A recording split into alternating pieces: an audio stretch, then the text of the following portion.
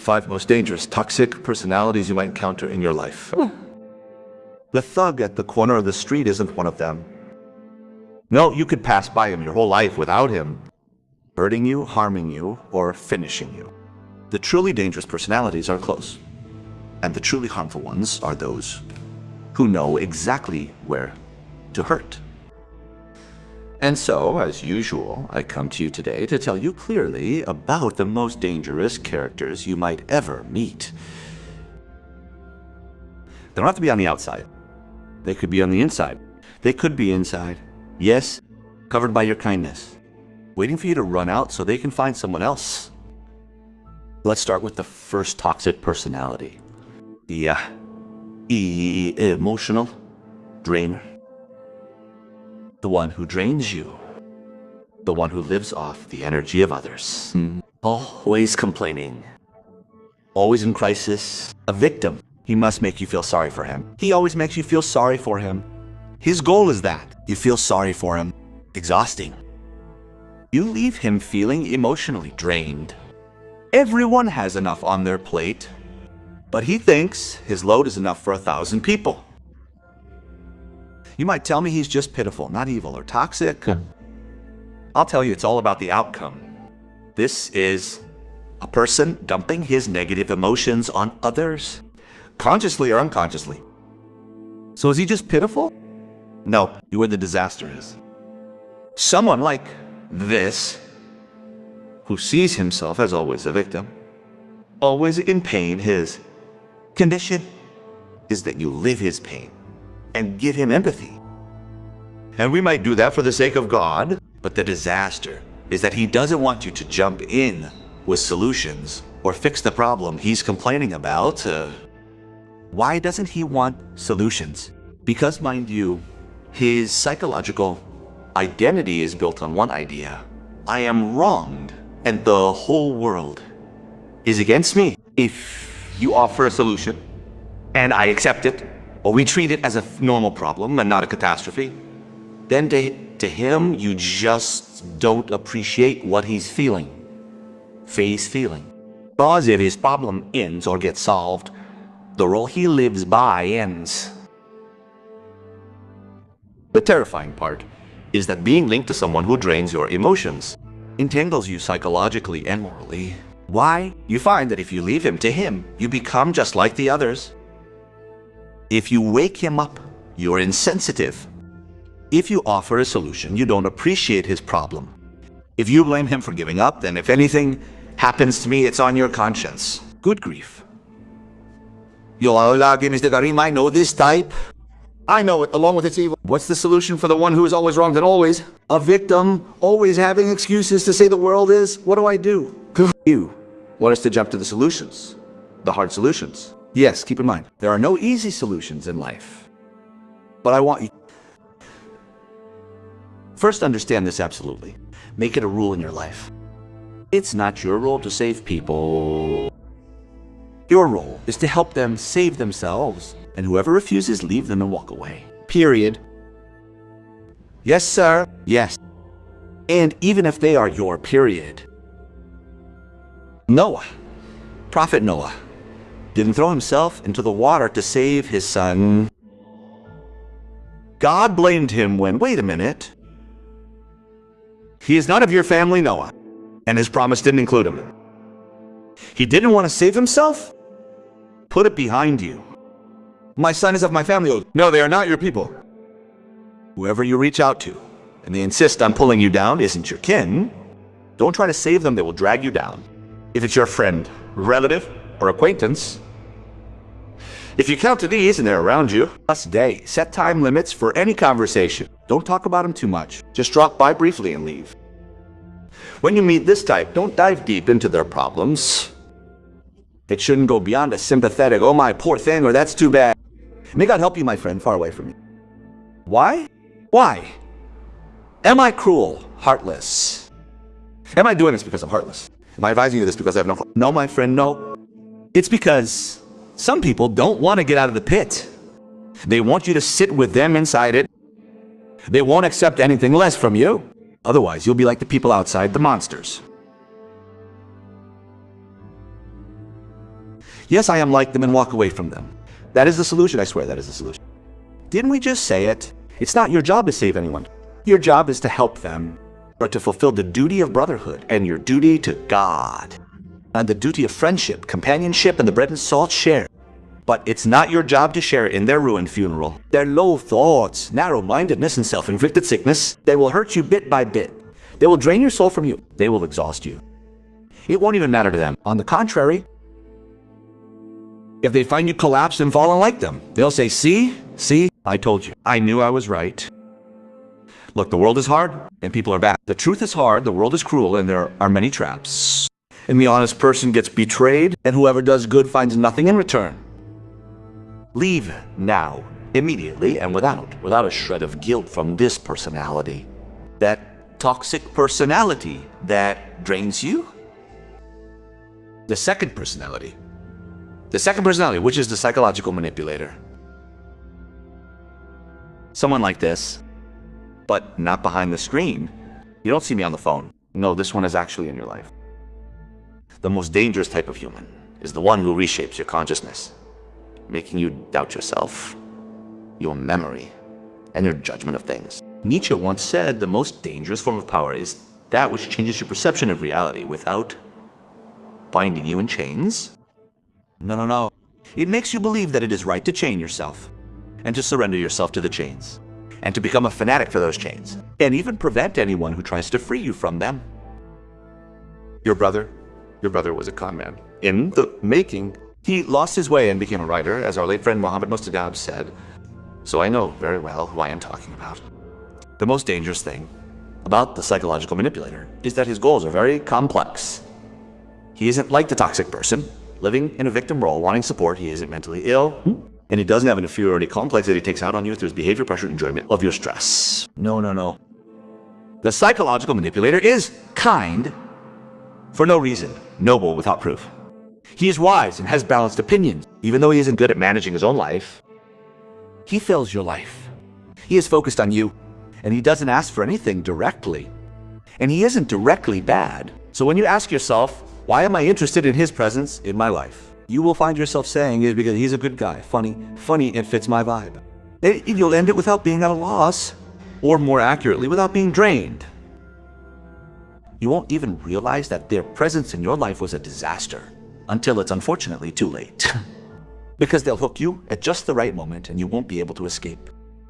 They'll make your fates intertwine, then bail at the time they choose, only for you to discover they weren't one of you. They knew your weakness and used it to get in. Not a friend, but someone who was acting as your cover and shield. When things get serious, they'll expose you. This son of a gun leaves your life like a thorn being pulled. The pain matches the size, all the details they occupied, then suddenly they're gone. Oxygen. With such coldness. What are the hidden goals of this controlling person? They might want control, or they want an interest, money, or status. Relationships, or perhaps their own internal void through you. They use you to fill the emptiness of their life. With them, you feel you're wrong, and they're right. With them, you're always justifying and apologizing. All the time, you doubt yourself. Point is that your relationship with them is exhausting. There are people like that. Your relationship with them is draining. They control you. And despite all this, you can pin anything major on them. You love their presence even though they pressure you. And you see them as a poor soul. What does the rule say? Don't play yourself. Don't play yourself. Imam Ibn al-Qayyim used to say, whoever has a corrupted interior will have a corrupted exterior. And they decorate. Their sweet talk, their decorated emotions, their decorated love. Their interior is corrupt, and the proof is the state they put you in. Yeah. Okay. Do you know anyone like that? Controlling you, filling your life. They don't add anything to you, yet you can get rid of them. Yeah. That's the one. That's the one you forgive because you're afraid to lose them, because they fill a void. But surely there are good things about them that attract you. Yes, of course. Things that make you act like an addict. Unfortunately, I regret to say that the danger isn't just what they will do to you. The greater danger is that they make you do things to yourself. Yes. Look, whoever was raised in a harsh reality, whoever didn't find love or affection in their youth, isn't necessarily a victim. Sometimes the belief forms within them that love must be extracted by force. And because love isn't like that, they grow up demanding attention and control, even if through manipulation, calling it love. As a child, they suffered from insecure attachment. If they lived in fear as a child and didn't feel safe when they were young, they grow up clinging in a pathological way to their control over you, to ensure you don't leave them. The one who tells you, I'd rather control than be alone. I'll secure your presence rather than be by myself. These people, you must run away from them. Why? Because they do to you exactly what drugs do. Pain relief, pain relief, pain relief. They make you lose your self-confidence. And you fall into their arms right after like a fool. They hurt you, then go back to pleasing you. Intermittent reinforcement, my dear, is the strongest type of behavioral addiction. Do you know the danger of this degenerate type? That they have a philosophy as degenerate as they are. It says that the world is a bloody arena and people are just tools. While a healthy person believes that life does indeed have struggles and battles, but it is based on healthy relationships and that people have value. That is the right way. That is the healthy person. People have value. People are an asset. We must invest in them. This is the biggest disaster I'm telling you he could get you into, that he reaches a point where your problem isn't just with him. No, the real fight is within you. It becomes two approaches and two perspectives. He is destroying things inside you. My friend, the one who makes you struggle to prove you are worthy of them is the first one not worth it. Search in your life for those who fill it with nonsense. You will know them by their marks sometimes and by their tone of speech at others. The third personality is the hypocrite. Look, because you are still stuck on the classic image of the hypocrite, the one who flatters, sucks up, and plays both sides. That type still exists, by the way. But there is a newer version of the hypocrite. First, let's agree on a definition for the hypocrite. My definition is that a hypocrite is a person who adopts two positions regarding an issue or a person. They change them according to their interest. Linguistically, munafiq, hypocrite, comes from the word nifaq. Tunnel. Two exits and two entrances. The Quran says, they say with their tongues what is not in their hearts, what is not in their hearts. The Quranic definition here is that there is a gap between the inside and the outside. He has lunch with one person. He breaks his fast the same day on a mat with another, and says one thing here and says another thing there. One of the lessons I learned from the world is never to wait for the hypocrite to turn his attention. He turns to you from afar. You see him. You find his behavior and talk about specific people, contradictory. Then you must be careful. If you find him hypocritical with others, but he is your friend and defends you, no. He just hasn't turned his attention to you yet. You haven't been put on the other side of the scale. And something heavier than you has been placed on the other side for him.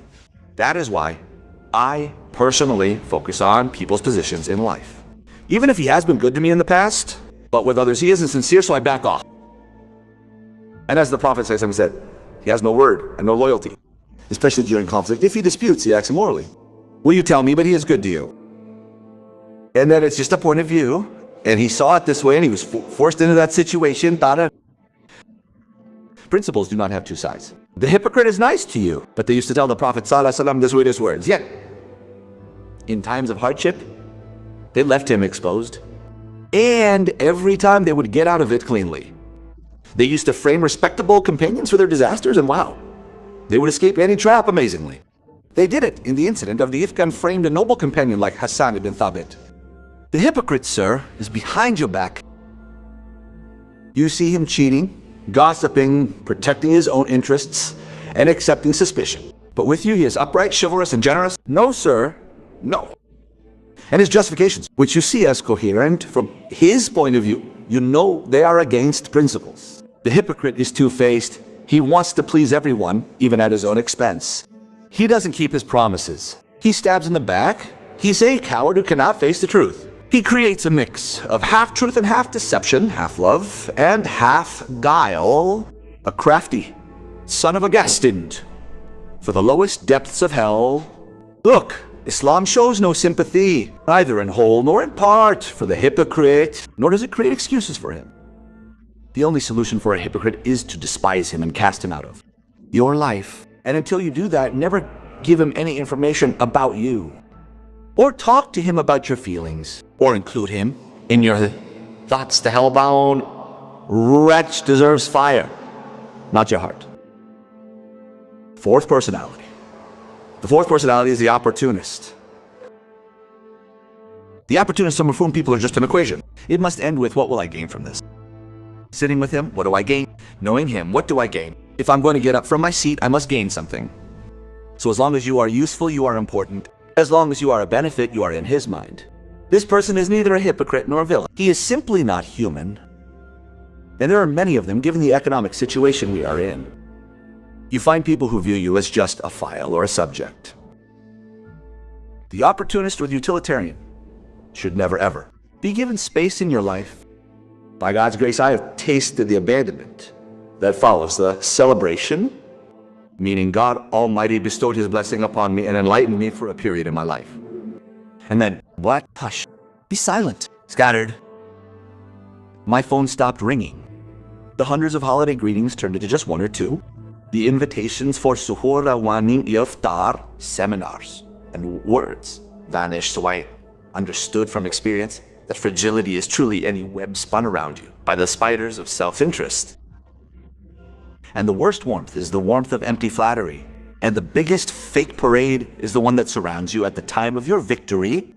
So I learned to smell self-interest. I don't deny people their pursuit of their own interests, not at all. Nor do I deny being a part of their interests. We are all just reasons. It is also logical that some lights are meant for celebration. But what is not logical is for them to abandon the party when they were saying shoulder to shoulder. It is illogical to discover that you are not a human being, a person who does not care about the feelings of their fellow human and only stops at the limits of their interests, cutting off, as he calls it, his relationship with you harshly. His relationship with you harshly. And follows it up with an immortal piece of wisdom. Whatever makes you pity someone make you poor. This person is not a human. Truly, he is not a human. Watch out for him and kick him with your foot with all your might. Goes in. Psychology don't call it the utilitarian person. They don't use that term. No. They call it extreme pragmatism, meaning excessive utility. And sometimes they call it Machiavellian. Not my interest. Not my interest. It's not that this person is just someone who wants his interest. No, it's the one who only wants his interest. The one who wants his interest above all else. He doesn't see human beings as human beings. No, he sees them as guarantees against his own fear. He uses them to live feeling secure and throws them away when they are of no use. The fifth personality. I have never understood this phrase. A woman is worth 100 men. I don't understand. I think no woman can ever be a man in the first place. And besides, it's not a compliment when a woman tells you I am a woman worth 100 men. A man is a man. No woman can be a man. However, I understand well when a woman says, I am a woman whose word is worth 100 men. Now I understand what that means. Why? Because women are emotional by nature. They exaggerate, they imagine, they lie. They create context and believe them. This is part of a nature the Prophet warned us about. And he advised us as men to be considerate and not dwell on every little thing. Psychologists have said it, John Gray and all those people. They told you women talk and exaggerate. And above all, reality has proven it. But a man is defined by his word, by his claims and their sincerity, and by the depth of his commitments. That is why one of the worst personalities, the toxic one, that will harm you the one you will meet in your life that will upset you is this personality. The one whose word is not the word of a man. Our Prophet upon him and his family. In his supplication, he sought refuge from the oppression of men. He confirmed that the essence of a man is chivalry and honor. And the essence of a man is freedom and holding his head high. Anything else is a tribulation. We ask God Almighty for relief from it. So whoever is in your life and his word is worthless, do not trust him. Whoever plays with words to evade his obligations to others, do not associate with him. Manhood, listen. Listen, I beg you, listen. Manhood is not a fleeting show. Manhood is a context, and he who wasn't born a man the days reveal his true colors. The one who hides his true self, be wary of him. The advice is clear. Do not trust a person who does not respect his word. When he promises, he builds an escape route into his promise because he knows he will not keep his word. It has no value or necessity. And you find him two-faced and manipulative with words, and he has no firm stance. Do not know him. Do not know him. Please do not know him. Finished? Toxic personality. They won't just hold your life back. No, they will also drain your energy. They will tire you out a lot. And what is this life but a journey? Wisdom.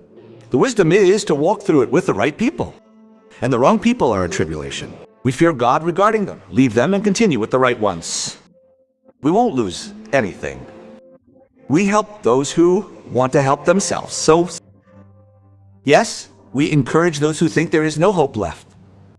We do not act arrogantly toward anyone, but no one should be able to manipulate others.